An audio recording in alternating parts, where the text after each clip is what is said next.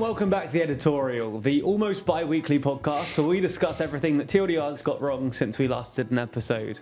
As always, I'm joined by TLDR's editor-in-chief, Zach Michaelis. Hello, hello, hello. How are you doing? Very well, actually. We've actually got something to talk about this time. We do? Yeah. What? Very smooth. Yeah, so the thing we're going to talk about mainly in this video is going to be Iran. Mm-hmm. That video we did a couple of days ago, titled Why Iran is Weaker Than It Looks. Yeah. But before we get into that, we have a couple of bit of housekeeping, a couple of smaller errors. Yeah. I just noticed quite how much I blend into the sofa. I hadn't noticed that either. Oh, sorry, keep going. This is all my massive green screen. Before we get there, we have a couple. Mm-hmm. So, as people who watch the thing regularly know, we just talk about all the errors we made in the last 2 weeks. So we have made a couple of errors, which I think are worth acknowledging and apologising for. Acknowledging and apologising. Acknowledging and apologising for. I like acknowledging and apologising too. Or just acknowledging. Yeah, it's pretty good. Let's acknowledgise. In the China video, there's a graph where we show year-on-year house price data, change in house prices, and we're talking about month-on-month. So there's an error, and I can only apologise. Sorry about that. And then the Boeing video over on TLDR Business, you say MCAS. Talk about the MCAS system or MCAS system, which is a sort of like flight system, safety system. And on the screen it says MAX. Yeah, it was an annoying autocorrect. Oh, I see. Okay. Yeah. But yeah, so those are two errors. And then the last one I want to talk about before we do Iran is on the Netherlands video today, which is about immigration in the Netherlands. It opens with this odd-looking fella, Geert Wilders. We had people accusing us of sort of anti-Geert Wilders bias for calling him odd-looking. I am sympathetic to that. We had a conversation in the office. We knew it was sort of like towing the line. We didn't know. We toned it down a little bit. I think it was weird before. Weird originally, then we went to odd. There was dissent in the office to push even further down or remove entirely. So yeah, I mean, it was a discussion. Jan cut out Ben's "We hebben in serious problem," which was a shame because that would have been funny to watch. Yeah. But yeah, I'm sympathetic to that. I didn't really know what the right answer is. I guess we're trying to make it like fun, but I sympathise with the general gist that calling someone odd looking is like a bit part-time. I think we'll probably lean away from it in the future. So apologies for that. I think if we could do that again, I would change that. Sure. No? You think so? Yeah, I think so. Yeah. But the big controversy this fortnight, has been the Why Iran is Weaker Than It Looks video. Just for a bit of context, our average like-dislike ratio is between sort of like 97, 98%. That is likes over dislikes. And then this one was about 95.5 at the moment, which is still like okay. I think the main complaint is that this is sort of like it was anti-Iran bias or like pro-Western bias. Before we address that, I think the main issue I have, to be honest with the video, is, and it's entirely my fault, and again, I can only acknowledgise, is that there was just an error in the video, annoyingly at like 9:50, where we're talking about the fact that ethnic Persians in Iran generally have higher quality of life, quality of living, than ethnic minorities in Iran, and that is in some part function of government policy. The map that we show is inverted, so it gets like the sort of concentration of ethnic Persians in various regions completely wrong. It's flipped. And then also the map that we show talking about sort of poverty rates, we mislabeled Tehran. It doesn't really make the point we're trying to make. I've acknowledged this in the comment on the video itself, and I provided a link to a graph that makes the point better. The point, basically, just the point still stands, but it was confusing and wrong, and so I really do apologise for that. It's really annoyingly sloppy on a video that I'm otherwise quite happy with. But yeah, so I acknowledgise and apologise for that. Sorry about that. Something else people talked about is just before we go into the wide bias thing. They kept on people saying that Iran didn't vote for a two-state solution because they were only voting for basically this. The headline of the General Assembly resolution was something about respecting international law. That, of course, that's true that the headline is that, but the actual resolution document itself, as with all UN General Assembly votes, is a lot longer. It's like 3 pages, and it has all of those. Basically, UN General Assembly resolution documents, they have a whole load of clauses, and each one starts with is it like a gerund where it's recognising that. And one of those clauses was recognising the aspiration of a two-state solution or something like that. And it is the first time Iran has voted for such a resolution. So they did although it wasn't the headline, they did vote for a resolution that within its entirety did include a clause about a two-state solution. So I understand the confusion there, but we didn't get that wrong. Then the main thing that people had a qualm with on the Iran video was just the sense that this was like anti-Iranian or and they were funded by the CIA. Yeah, or MI6, which is very flattering, by the way. The budget would be higher if we were. The production quality would be just a little bit better. I actually I'm not very repentant about this. I don't really think we made a mistake there. I understand that the title is perhaps a bit punchier than usual. But I would just say, like, we're not saying like Iran is bad, Iran is evil. Isn't the title "Why Iran is Weaker Than You Think" or something? Yeah, weaker than it looks. And again, that's actually quite relative. It's weaker than it looks. And I think the fact that somebody pushing back sort of proved my point. There is this sense in sort of surface level foreign policy discourse that Iran is this like it's like this sort of like secret superpower, this like regional troublemaker, and it's really pulling the strings all over the place. And for the reasons given in that video, I just think that's a misreading of the situation. Another thing I think, so people also said we're warmongering. I think we can take an editorial position on this. We don't want we don't want a war at all. Okay. I don't want to get conscripted. It's not. Wouldn't last a minute in a trench. I don't think that the implication of that was definitely not supposed to be. Iran is weak, therefore, the UK, we should invade. Sure. I understand that there's some confusion, I think, because to be fair, the intro we say even if Iran doesn't want a war, it might end up getting one. That wasn't intended like as a threat.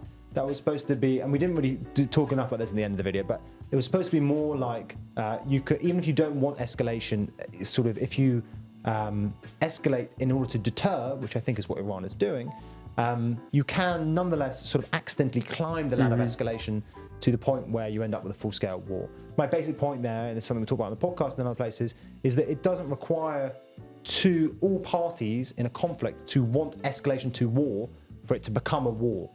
You only really need one sort of like one warmongering party to get there. And in this case, if we're being frank about let's just this is like, but basically my point here is that if the Israeli foreign policy establishment decides it wants war, that might be a sufficient condition to end up with a regional war. And so that even if Iran on some level doesn't want any war, then it might end up getting one. That's not an anti-Israel point. This is a conditional if that is true, if that first claim is true. I think that one other thing that's worth saying there is that one of the things that's difficult here is about saying what Iran wants and doesn't want is that the Iranian state is sort of diffuse. The Iranian state is not like the British state where we have a government and the government has a policy.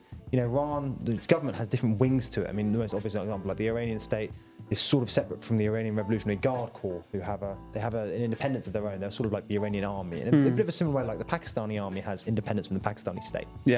Yeah, they're basically just different wings with different factions within the Iranian state that want different things. So it's quite hard to divine what Iran as a whole wants, how powerful Iran as a whole is. Because what are you talking about? You're talking about the Iran Revolutionary Guard Corps. We don't have enough time to go into this though, because it's complicated and it's almost academic at that point. But yeah, sorry, there was a whole long rant. My basic point is we don't want war. We never intended for the fact that we weren't basically talking about the fact that Iran is weaker than it looks in order to suggest that the US could nail them or something like that. That was never our intention. We don't say it explicitly in the video. And I think we can say quite squarely, as a sort of editorial position, we don't want a war.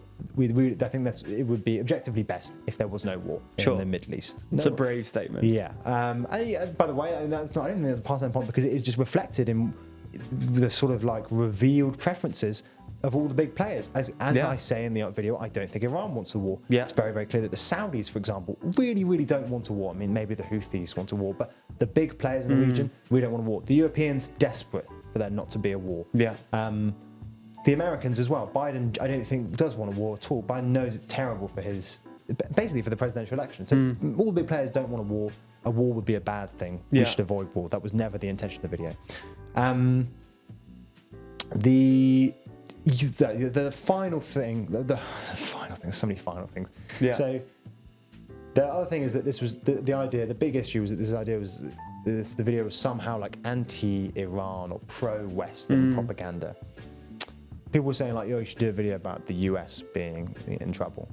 Just all we do is crisis videos. If you just look at like our UK video, it's just us dissing the UK the whole time. This is, as a news organization, we have just a bias towards not sensationalism, but what people are interested in. It just turns out, for unfortunate psychological reasons, people will just do like crises and bad things happening. We slam every European country over on TLDR EU. For what it's worth, I agree that like Europe is weaker than it looks, or maybe not weaker than it looks. It's pretty weak at the moment. I think part of the reason that we have the one reason Iran looks so strong is because Europe has been so weak, not just recently, but for the sort of 2000s and 2010s, we've had a very inconsistent policy to Iran. So yeah, by doing a video on why Iran is weak, it's not to say that other countries are strong or to overplay Iran's weakness in order to play up America's strengths. You know, we used to do a lot of America crisis videos until we ditched TLDR US. We just don't have a US dedicated channel. But my point there is that, you know, this is not a reflection of bias. We do tons of videos on why the UK is in trouble, why Germany is in trouble, why France is in trouble, why Europe is in trouble. We do all those videos. If you want a video on a country being in trouble, just search literally TLDR country crisis, and you'll get it. And there's a general point here that maybe we should be doing more good news stuff to balance out all the endless crisis videos. I get that, but I think that's a separate conversation. I think the idea that this video betrays an anti-Iran bias or an undue anti-Iran bias, I don't think is fair, basically. Do you see what I mean? You think it's fair? Absolutely. Yeah, I think that's about everything on Iran. I think the general gist that it was anti-Iranian. I accept that the title was perhaps a bit punchier than more of our usual titles, but I would just... we set people on fire in thumbnails regularly and put people in bins. Sunak's been in the bin like 8 times. Sunak's always in the bin. There you go. But yeah, even just on the... Let's not even go into this. I'm just going to list all the politicians that we put in bins. We put loads. We put so many politicians in the bin. And sure, that's all a bit hyperbolic and a bit silly, but like... Yeah, it's unfortunately it's YouTube. That's the game you want to play. And we've talked about this in other editorials. If you want to know more, you should go back. There's a long editorial where we talk a bit more about our thoughts and our sort of anxieties about thumbnails and how you sort of balance making thumbnails clicky, but at the same time maintaining like integrity and journalistic standards. Yeah, I mean, I'm simply that again. That's a more general point now. I think about like what is an acceptably clicky thumbnail. But I would just re-stress on the particular Iran point. Again, it's weaker. It's very relative. It's not absolute. The normative weight of that title is not actually that heavy. Like we're saying weaker than it looks. Both issues there very subjective too. Weaker, how much weaker than it looks? How strong do they think they were before? It's exactly. Like, you can't. We're not saying anything there. Yeah, and we are saying something like something with so little weight. Yeah. But no, I accept that the title was a bit punchier than usual, but I don't think that it betrays a sort of unfair pro-Western or anti-Iran bias. No. I mean, we've had thumbnails. I don't know if we've used them. We've had thumbnails prepared for countries on like, is this country doomed? It's like, is this country weaker than it looks? Is actually relatively soft. Yeah. So all in all, again, I understand that it's a bit punchier than usual, but yeah, we always do. We diss loads of countries. I don't think we have a sort of anti-Iran or excessively pro-Western bias. Maybe there's something subconscious going on there. But the last thing again is that the main thing I would like to apologise for though is just the errors, the actual factual errors in the video, which were my fault entirely and a bit sloppy, and I'm just disappointed in myself for doing those. So yeah, I don't think I have anything to apologise for on the accusation that we have like an undue anti-Iranian bias. But I would like to apologise for just the factual errors that come in about 9.5 minutes to do with the ethnic maps. So I think that is everything for this editorial. Nice. There was a bit of acknowledgising, but not too much. A little bit. Yeah. Coined a new phrase at least. I like it. I like it too. It rolls off the tongue a little bit. Yeah. Okay. If there's anything we've forgotten to acknowledgise, please do leave just an acknowledgement in the comments, and we will talk about it next week. But thank you very much for watching. And again, if you disagree with anything we've said about the Iran video specifically, leave us a furious comment down. They don't need encouraging. That's all right. And we'll see you again hopefully in 2 weeks' time. We might not because, well, I can say something. I'm having a baby at some point, so if that happens... We might not see you. Yeah. Someone will be here in your stead. Still? We'll probably editorialise still. Cool. Yeah. We'll get someone else to acknowledgise. Yeah. All right. Well, thank you very much for watching, and... Bye.